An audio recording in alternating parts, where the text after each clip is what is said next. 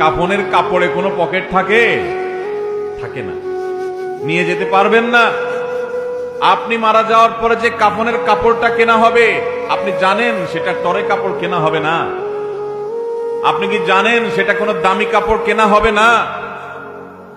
কাপড়ের মধ্যে সবচেয়ে সস্তা কাপড় দিয়ে আপনাকে কাফন দেওয়া হবে। কারণ যাদের জন্য এই সুদের কারবার করে টাকার পাহাড় গড়েছেন, সেই সন্তানরাই বলবে, এবং তাদের বলাটা অযৌক্তিক না যে এখানে দামি কাপড় দিয়ে লাভ কি, মাটির সাথে মিশে যাবে, নষ্ট হয়ে যাবে, কে দেখবে? দামি সাবান দিয়ে আপনাকে গোসল করাবে না।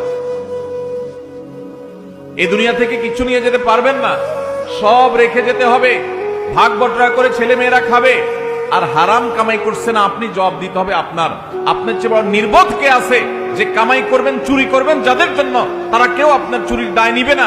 আপনার শাস্তি আপনাকে ভোগ করতে হবে, তারপর আপনি অপরাধ করছেন।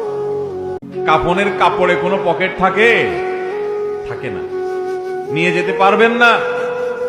আপনি মারা যাওয়ার পরে যে কাফনের কাপড়টা কেনা হবে, আপনি জানেন সেটা টরে কাপড় কেনা হবে না। আপনি কি জানেন সেটা কোনো দামি কাপড় কেনা হবে না? কাপড়ের মধ্যে সবচেয়ে সস্তা কাপড় দিয়ে আপনাকে কাফন দেওয়া হবে। কারণ যাদের জন্য এই সুদের কারবার করে টাকার পাহাড় গড়েছেন, সেই সন্তানরাই বলবে, এবং তাদের বলাটা অযৌক্তিক না যে এখানে দামি কাপড় দিয়ে লাভ কি, মাটির সাথে মিশে যাবে, নষ্ট হয়ে যাবে, কে দেখবে?